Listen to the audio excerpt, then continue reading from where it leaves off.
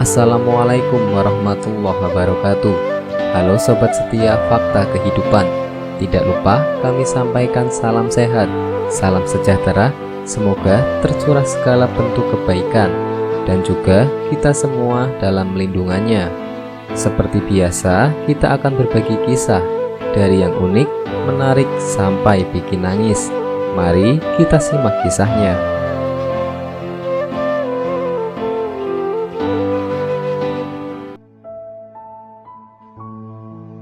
Kisah nyata, anak durhaka terkena azab pedih di dunia.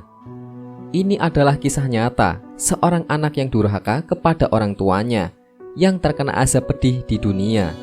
Semoga kisah ini bisa diambil pelajaran dan hikmahnya, bahwa apapun dan bagaimanapun, orang tua harus kita hormati dan kita sayangi sebagaimana mereka menyayangi kita di waktu kecil. Anak sematawayang dan istrinya mendapatkan warisan yang sangat besar ketika ayahnya meninggal dunia. Warisan itu mereka gunakan dengan sangat teliti dan cermat, sehingga bisa untuk mengongkosi pendidikan putra kebanggaannya hingga lulus. Takdir semakin berpihak pada keluarga itu ketika si Budi, sebut saja begitu, berhasil memperoleh pekerjaan bergengsi dengan gaji yang wah. Seiring berjalannya masa, kehidupan keluarga tersebut semakin bahagia. Sang ibu yang ingin melihat kebahagiaannya terlihat sempurna, segera bergegas mencarikan calon jodoh untuk Budi. Meski pilihan sang ibunda tidak disetujui, Budi akhirnya menikah dengan seorang gadis yang baik hati, dan mereka dikaruniai 2 anak yang menyejukkan pandangan. Istri Budi ini benar-benar menyayangi kedua orang tuanya, bahkan melebihi rasa sayang kedua orang tuanya sendiri. Namun, seiring berlalunya waktu, usia senja memang tak bisa dipungkiri. Dari sinilah kisah itu dimulai.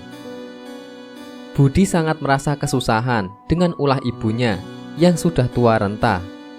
Dia tak punya waktu untuk mengurus ibunya dan enggan menyewa pembantu. Akhirnya, sang bunda yang sudah senja itu dimasukkan ke panti jompo. Dia beralasan, negara menyediakan fasilitas panti jompo, kenapa tidak dimanfaatkan? Padahal, harta Budi sangat banyak dan melimpah. Jika hanya menyewa pembantu di rumahnya, mungkin biaya yang dikeluarkan sama seperti biaya pengeluarannya dalam sehari. Mendengar langkah Budi yang ingin mengirim ibunya ke panti jompo, sebagian besar kerabat dan saudara Budi menyatakan ketidaksetujuannya, karena memasukkan ibu kandung sendiri ke panti jompo merupakan sebuah tindakan kedurhakaan. Dada Budi terasa sesak, seperti terjepit, namun pendiriannya tetap kokoh. Akhirnya dia mendatangi salah satu teman curhatnya ketika masih sekolah dulu. Usai mengeluh perlakuan kerabat yang menolak langkahnya, teman curhat yang diharapkan mendukung malah mencela perlakuan Budi terhadap ibunya. Budi semakin jengkel dengan orang-orang di sekitarnya.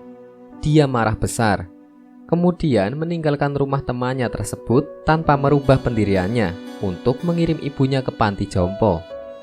Beberapa hari kemudian, dia kirim ibunya ke panti jompo tanpa dijenguk dan diperhatikan sama sekali. Padahal wanita tua renta itu sekarang dalam kondisi sakit akut.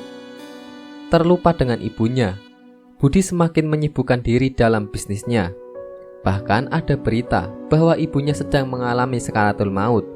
Dia kabur ke luar negeri tanpa sepengetahuan keluarga dan kerabatnya. Setelah selesai semua urusan terkait jenazah ibunya, Budi kembali pulang dengan perasaan datar, seperti tak terjadi apa-apa di keluarganya. Dia tak sadar ada azab pedih yang telah disiapkan Allah di dunia ini untuknya dalam waktu yang dekat. Istri yang disayanginya dan anak pertamanya mengalami kecelakaan yang sangat tragis. Keduanya dikabarkan meninggal dunia di tempat kecelakaan. Budi hanya bisa menangis dan menghela nafas panjang tanpa merasa bahwa itu adalah azab Allah karena durhaka kepada ibunya. Belum sembuh luka Budi yang pedih itu, anak bungsu satu-satunya yang akan dijadikan penerus seluruh usahanya juga menderita sakit. Sakitnya aneh, tidak diketahui penyakit dan obatnya, bahkan sampai berkeliling dari satu negara ke negara lain untuk berobat, namun hasilnya nihil. Tinta takdir telah mengering, yang telah terjadi tak bisa kembali. Uang sudah habis untuk berobat, namun anak bungsunya meninggal mengenaskan. Budi semakin terpuruk ketika melihat bisnisnya hancur. Semua karyawan kabur. Asetnya dibawa kabur oleh para staf dan orang-orang terdekatnya. Semua yang dia bangun selama puluhan tahun runtuh dalam sekejap. Hatinya ingin menjerit. Dia sama sekali tak kuasa untuk berbuat apa-apa. Ya Allah, ampuni dosa kami dan dosa kedua orang tua kami. Sayangilah keduanya sebagaimana sayang keduanya kepada kami, tak kala kami masih belia. Amin. Wallahu a'lam bishawab.